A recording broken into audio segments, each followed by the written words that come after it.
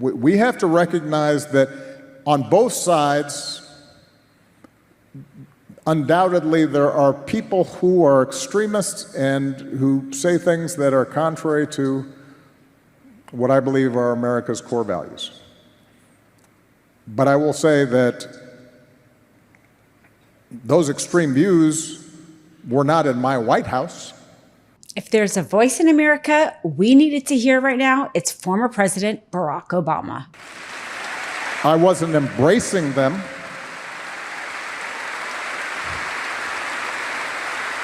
I wasn't empowering them. I wasn't putting the weight of the United States government behind extremist views.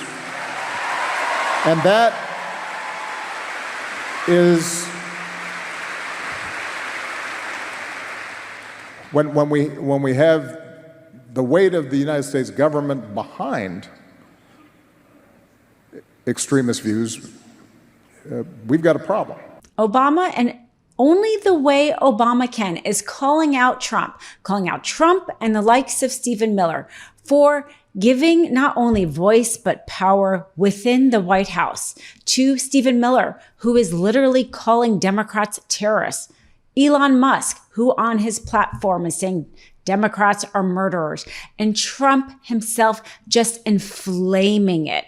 And he says, basically, Obama, you can't control all the voices in America. There's always going to be extremists, but it's one thing to allow them. And not only is Trump allowing them, having powerful positions and his powerful friends and amplifying that, but he is almost needing them to have these kind of voices in order to have power and influence in his White House. And how dangerous that is, because free speech is free speech. Somebody, even if we don't like them, can say something that we don't like. But it's one thing when you couple it with our government.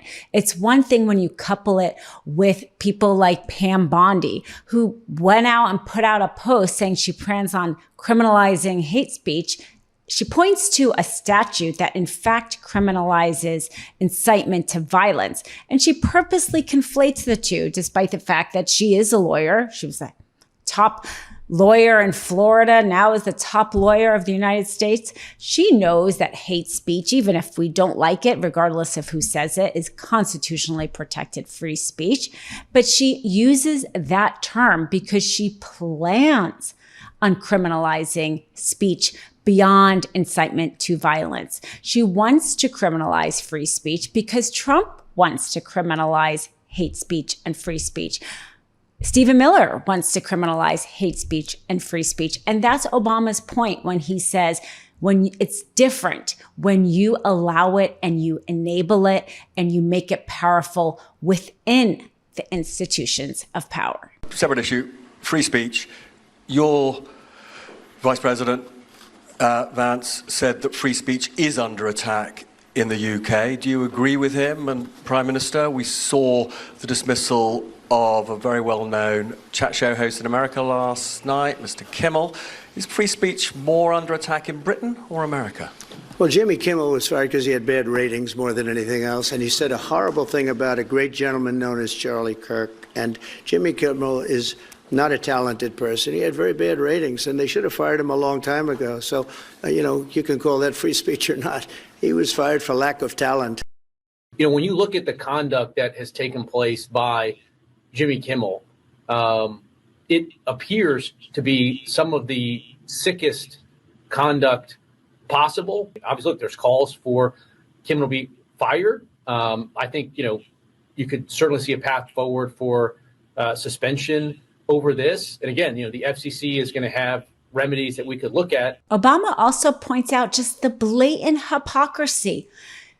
Trump MAGA campaigned on anti-wokeness and being able to say whatever you want. And Trump made that a part of his inauguration speech. And this was all about bringing free speech back. And then what does he do? But he cancels comedians, talk show hosts.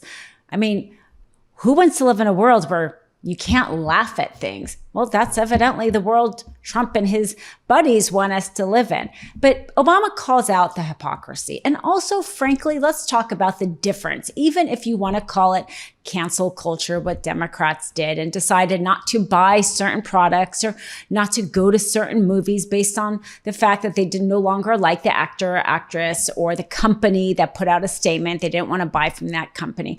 Well, that is capitalism. I thought Republicans were all for capitalism. It's not as if Democrat was stopping to talk to their best friend. Nobody really has loyalty over a brand or a product or a famous celebrity or person.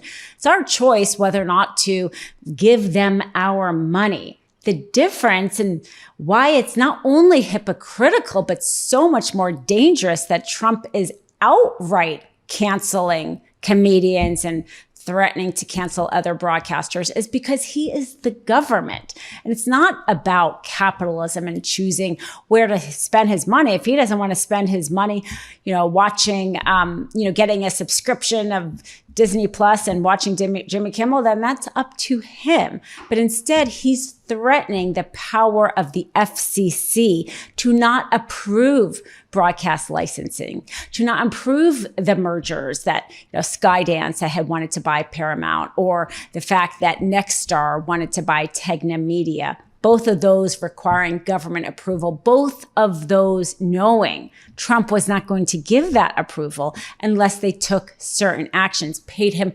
millions in dollars or settlements, or canceled comedians.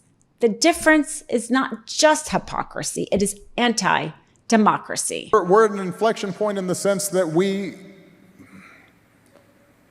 always have to fight for our democracy. And we have to fight for those values that have made this country the envy of the world. And I often say democracy is not self-executing. It depends on us as citizens, regardless of our political affiliations, to stand up for certain core values, because otherwise we may not have them. In addition to Obama, Tucker Carlson said something great about how we need to protect hate speech. Yes, Tucker Carlson.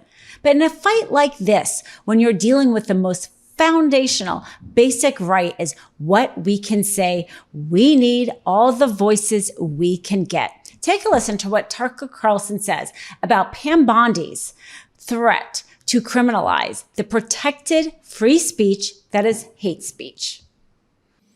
There's free speech, and then there's hate speech. This is the Attorney General of the United States, the Chief Law Enforcement Officer of the United States, telling you that there is this other category called hate speech.